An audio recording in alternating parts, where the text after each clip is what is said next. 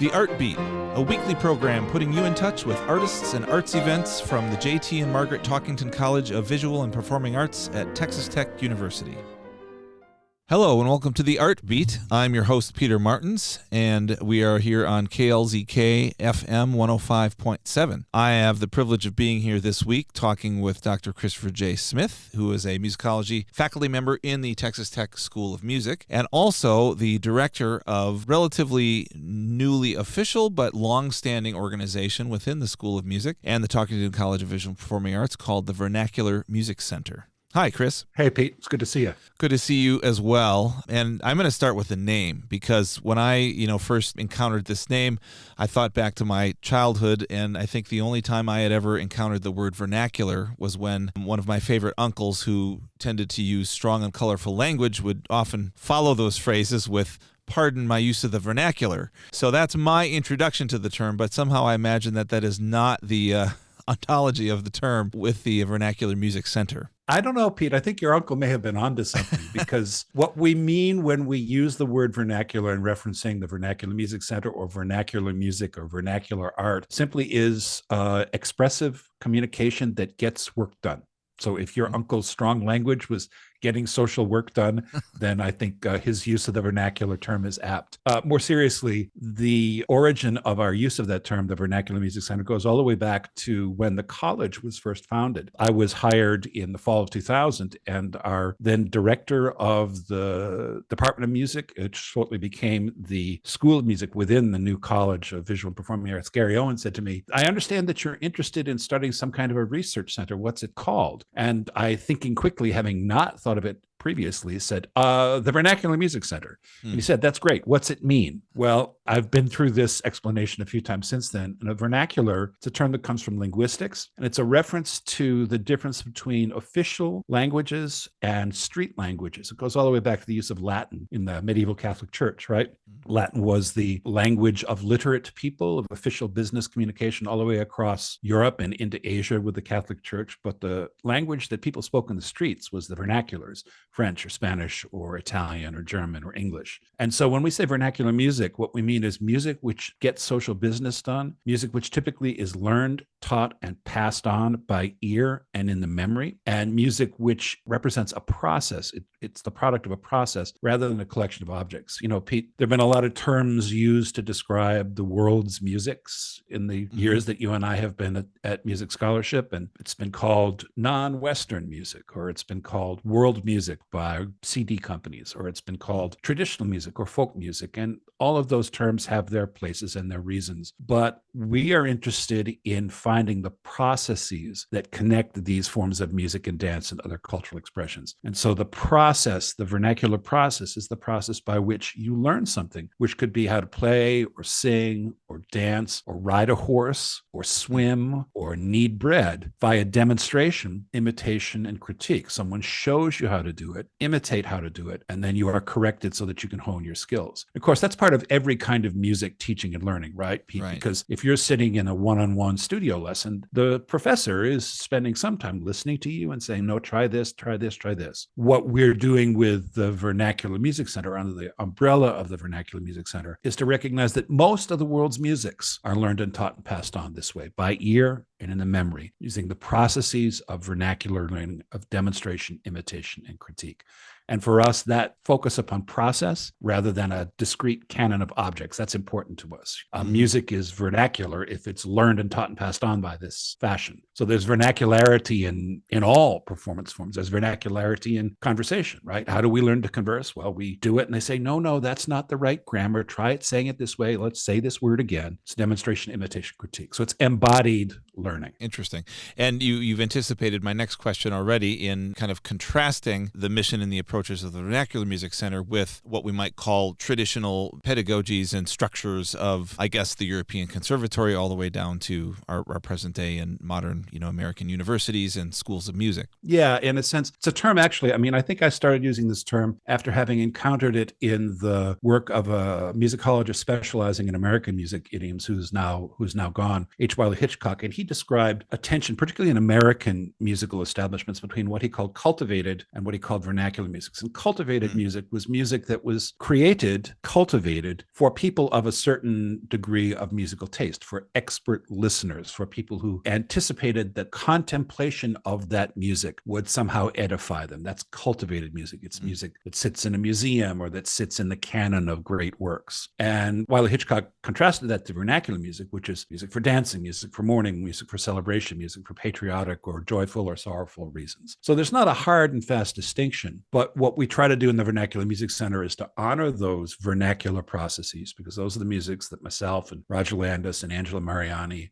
come from. It's very closely related to the kind of learning that our co-directors, Kyla Olson from dance and Bill Gelber from theater, employ. It's how an actor learns to act. It's how a dancer learns to dance. It's embodied learning. We're trying to find ways to create a space for, to hold space for those modes of learning and those vernacular values within the context of the conservatory. Now, you just brought up some of your collaborators in this effort, and we will have just heard on this show from Kyla Olson, the head of dance in the School of Theater Dance at Texas Tech, and we had a long-ranging conversation on dance at Tech, and she touched at a few points on collaboration with music, but we didn't really have time to go into that. So I'm interested in this area. What you're seeming to suggest is that music and dance in a vernacular setting are much more inextricably linked than they seem to be in our modern kind of siloed pedagogies and institutions. Yeah, I mean, it's as you well know, with the various positions that you hold, and as I know too, the way that musicians and dancers and theater makers interact with one another doesn't always fit into the silos. You know, we are encouraged to collaborate. We have a dean who encourages us to think in a transdisciplinary fashion, to work with one another. But in terms of the more mundane issues of numbers and credit hours and tuition dollars, that's a little bit more challenging. But certainly in the Vernacular Music Center, we come out of, myself and Roger and Angela, we come out of traditions in which the connection between music and movement, between sound and dance, is very, very close.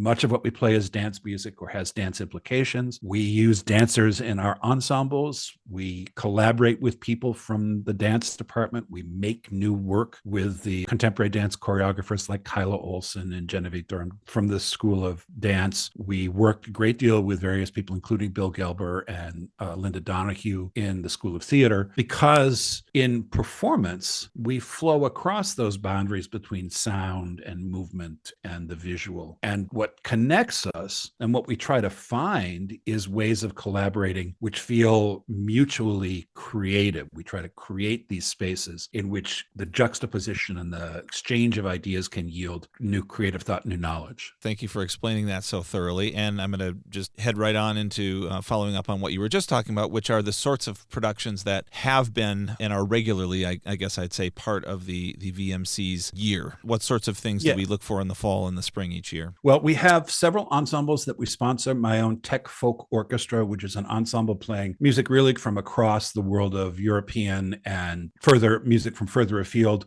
but scored for orchestra, scored for a 1-2 chamber orchestra. So strings, winds, brass, percussion, dancers, and singers in an orchestral setting. We have Roger Landis's Balkan Ensemble, which plays music of Eastern and Southeastern Europe and the Mediterranean. We have Angela Mariani's Historical Performance Ensemble, which engages with a wide variety of vocal and instrumental music from between around the year 1000 and around the year 1600. In addition, we sponsor a couple of other different ensembles which are more student focused. There's a group of students, our wonderful grad students from East Africa, particularly from Uganda, who have a quartet that just kind of sponsored by the VMC. And those are house ensembles. And typically each of those ensembles will give at least one performance per academic semester. In addition to that, we do, as I mentioned, we do a lot of collaborating with people in dance and in theater. We've had great collaborations with Dr. Bill Gelber, who is a noted Bertolt Brecht scholar, as you know. So we've been involved in the music that he did for his Mother Courage productions and Threepenny Opera. We've done music for his Shakespeare productions. Beyond that, I've just recently, in the last 2 years since we were granted official center status, I've been encouraged to completely revamp the website, which is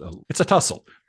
Yes. After 27 years of accruing a website, it takes a lot of revision. It's like an old closet that you have to clean out. Yes. It is. It's like cleaning out an attic and deciding what you're going to throw away. But one of the things that's encouraged us to do is to sort of reflect upon the history of the VMC. And there's a section on the site that we call flagship productions. And it's not the kind of thing that necessarily you would find on the website for a research center. But in looking back, in hindsight, we realized that there have been certain moments when the VMC's ethos has really come together often in a student-centered collaborative performance event, which has upped our game. So in 2012, we did a full-length theatrical dance show. In 2015, we did a live improvised orchestral score for a silent horror film. In 2019, we did a folk oratorio. And those sort of flagship productions, those kind of watershed events, including our annual solstice concert that happens every midwinter, those are kind of places where we sort of take stock and say, what is our practice and how does our practice work? Because after all, we're pedagogues. Our job is to educate. And in the world of music performance, part of the job of education exists and ensues when you put students together in creative situations in which they are encouraged to have ideas and then bring them to fruition in the act of performance. I've been very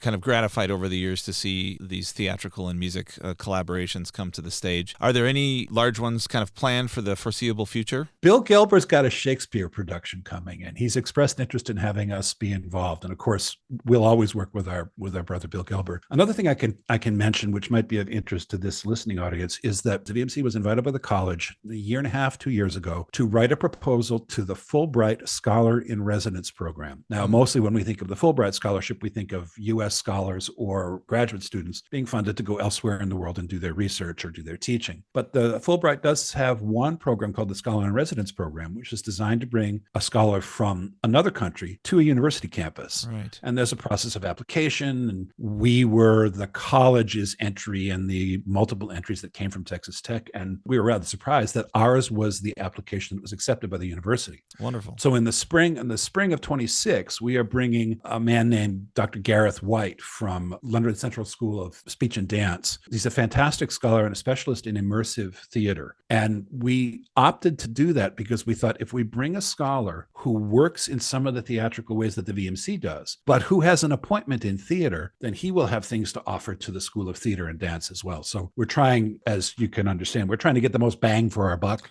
out of our friend Gareth White, so that there will probably be a devised, collaboratively authored, and then executed production associated with that in the spring of 26. Okay, we have that to look forward to. The few moments we have left, I'm also always been kind of gratified with the VMC ensembles that you bring together students that maybe in some sense don't have as clear of a home in the School of Music in terms of their own creativity, their own performance, and giving them those avenues, those outlets. How do you approach that? It's a great question, Pete. And there's really two parts to the answer. One is that our ensembles, sometimes they are the major ensemble for a given student who's a School of Music major or from somewhere else. They are the principal ensemble in which that student is involved. Sometimes it's a second ensemble, and we have students who are involved in the symphony or the symphonic wind ensemble or the university choir who just like the repertoire or want the opportunity to experience these repertoires, Balkan or Mediterranean or historical or North European. But we also do get people from across the campus, and